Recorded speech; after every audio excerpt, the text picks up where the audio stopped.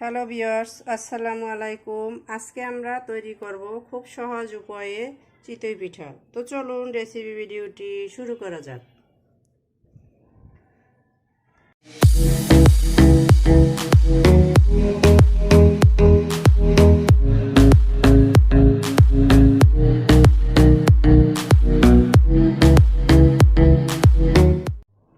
শুরুতে এটা তৈরি করার জন্য এখানে আমি প্রায় মেজারমেন্ট কাপের 3 কাপ আতপ চাল ধুয়ে পরিষ্কার করে 2 ঘন্টা ভিজিয়ে রেখেছিলাম।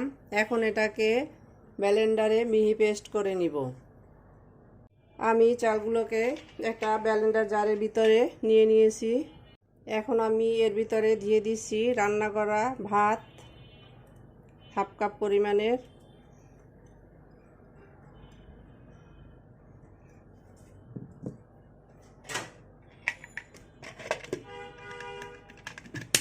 তো এখন ফিরে আসছি এটাকে মিহি পেস্ট করে নেওয়ার পরে। চালটাকে আমি ব্লেন্ডারে পেস্ট করে একটা বলের ভিতরে ঢেলে নিয়েছি, দেখতে পাচ্ছেন। এখন আমি এর ভিতরে আরও কিছুটা পানি দিয়ে দিচ্ছি,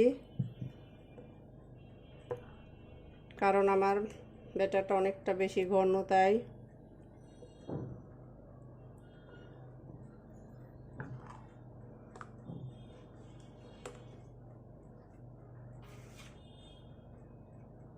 দিয়ে দিচ্ছি স্বাদ মতো লবণ। আমি এই পিঠাটা খুব সহজ ওয়েতে তৈরি করব, তাই এর সাথে রান্না করা ভাত অ্যাড করেছি। আপনাদের হাতের কাছে সময় থাকলে রান্না করা চাল মানে ভাতের যে চালটা ওইটা 3-4 ঘন্টা ভিজিয়ে এর সাথে ইউজ করবেন। এভাবে এর সাথে ভাত ইউজ করলে অথবা সেদ্ধ চাল ইউজ করলে পিঠাটা দীর্ঘ সময় সফট থাকবে।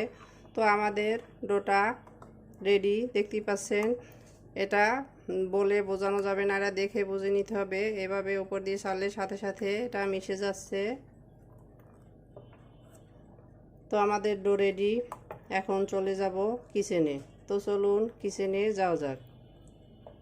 কিচেনে এসে চুলায় একটা লোহার প্যান বসিয়ে নিয়েছি। আমি এখন সামান্য এটা টিস্যুতে তেল দিয়ে নিচ্ছি।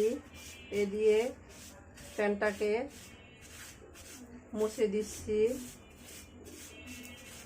এতে করে পিঠাটা খুব সহজে ওঠানো যাবে।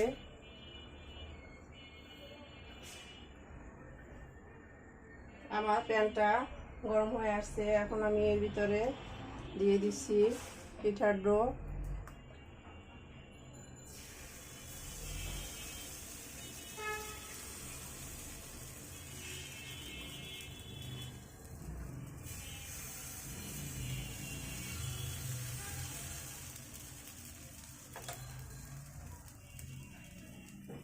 ঢাকনা দিয়ে ঢেকে দিচ্ছি।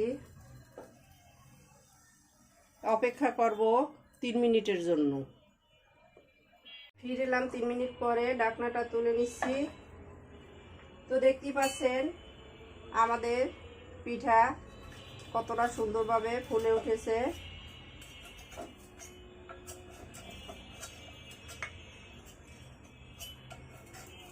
আমি চারদিক থেকে হালকা করে দিচ্ছি।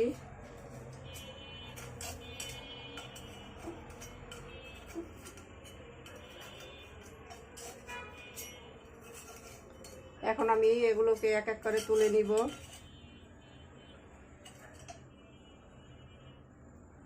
তো আমি কাছ থেকে দেখিয়ে দিচ্ছি কতটা সুন্দরভাবে ফুলকো হয়েছে। এক এক করে আমি সবগুলো পিঠা তুলে নিচ্ছি। আমি সবগুলো পিঠা তুলে নিয়েছি, দেখতেই পাচ্ছেন। এটার উল্টো সাইডটাও কতটা সুন্দর হয়েছে। তো একইভাবে আমি বাকি পিঠাগুলো ফ্রাই করে নিব। তো আমি আরও এক বাস পিঠা দিয়ে দিচ্ছি।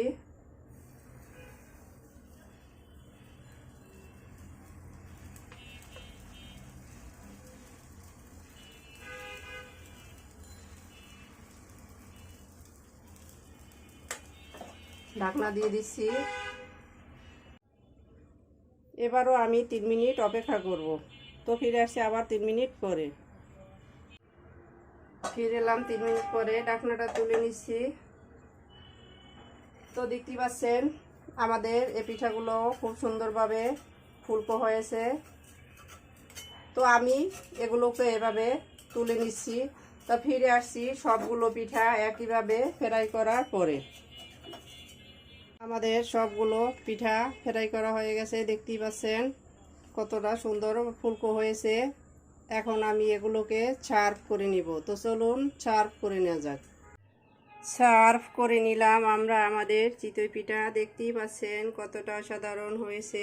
আমাদের রেসিপি ভিডিওটি ফলো করে আপনারাও তৈরি করে দেখবেন। কমেন্ট সেকশনে জানিয়ে দিবেন কেমন হয়েছিল আমাদের রেসিপি ভিডিওটি।